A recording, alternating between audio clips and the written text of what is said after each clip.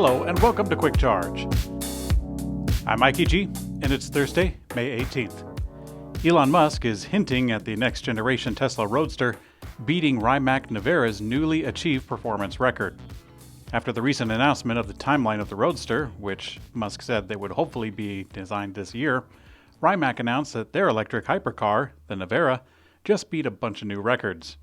Even though they operate in vastly different segments, considering that the Nevara is $2 million and the Tesla Roadster is said to start at $250,000, this hasn't stopped comparisons from both inside and outside of the companies. Musk was asked if the next generation Roadster would beat the Nevara's newly established 0 to 60 mile per hour acceleration record, and the CEO simply answered, "Lol." Now, although this isn't legal proof by any means, the social implication is scoffing and dismissing. This hints at Tesla planning for a new Roadster to have a quicker acceleration. Not only could they beat the 0 to 60 acceleration in 1.74 seconds, but some have suggested that an acceleration as quick as 1.1 seconds for the Roadster equipped with the SpaceX package would be possible. Tesla is evidently still planning to make the CyberQuad as it filed for a trademark for the electric ATV. When Tesla unveiled the Cybertruck back in 2019, had a little one more thing moment on stage when they introduced the Tesla CyberQuad electric ATV. They were showing off the Cybertruck's payload capacity at the time.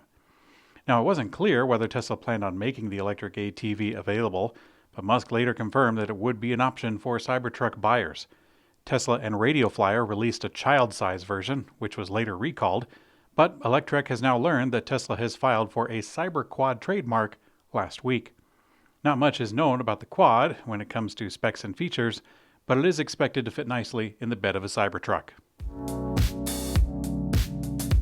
BMW's first electric 5 Series sedan, the i5, is just days away from its global debut, and before that, new images of it were leaked, and from the first look, it actually looks impressive. The new electric sedan features a cleaner front end, as opposed to the typically bulky BMW profile that we're used to, although the hood does look rather long. The automaker's iconic kidney grille looking as big as ever. The i5 looks more aerodynamic and slimmer than the larger i7, but it does incorporate a similar design. According to Chrysler's new chief designer, Ralph Giles, the brand's first fully electric vehicle will not look like or be called the Airflow, which was a concept officially unveiled at CES last year. The Airflow concept was based on Chrysler's RU platform, which was used for the Pacifica minivan, but the new production version will sit on the parent company's STLA large dedicated EV platform. I'm not sure how they plan on qualifying this next goal, but Chrysler is aiming to be a leader in advanced technology with their first EV launch in 2025. The news comes after Chrysler said in an interview with Automotive News that they would introduce a completely redesigned 300 successor, being electric. EV startup Canoo just scored a tasty partnership, more than likely. Chick-Fil-A may be set to use Canoe EVs, according to the automaker's latest social media post. Canoo posted on Twitter, "When we said multi-purpose LDV, we do it, plus." They then tag names of their current partners, and then at the end of the list, put Chick-Fil-A. Now, the picture that they posted appears to be a new variant of their vehicle, suggesting a new, hopefully large-scale partnership, at least large enough to warrant a new style of vehicle. Canoo has been impressing with their skills at scoring big orders. Last year, they were on the verge of shutting down, but after orders from Walmart, NASA, the U.S. Army, and Schindler Elevator, things are looking up. Provided they reach production, of course. Volvo and Polestar-owned Geely announced that they have raised their stake in Aston Martin to 17% as part of a new relationship agreement. This more than doubled their previously announced 7.6% ownership, but now they are the third largest shareholder. The decision to increase their ownership comes as Geely's chairman and founder, Eric Lee, expressed, quote, confidence in the company's growth prospects, its technologies, and its management team. Now, although Aston Martin has yet to release their fully electric vehicle, the company plans to launch one by 2025. In today's community comment found on YouTube, yesterday I asked which car companies you thought would go under in the next 12 months.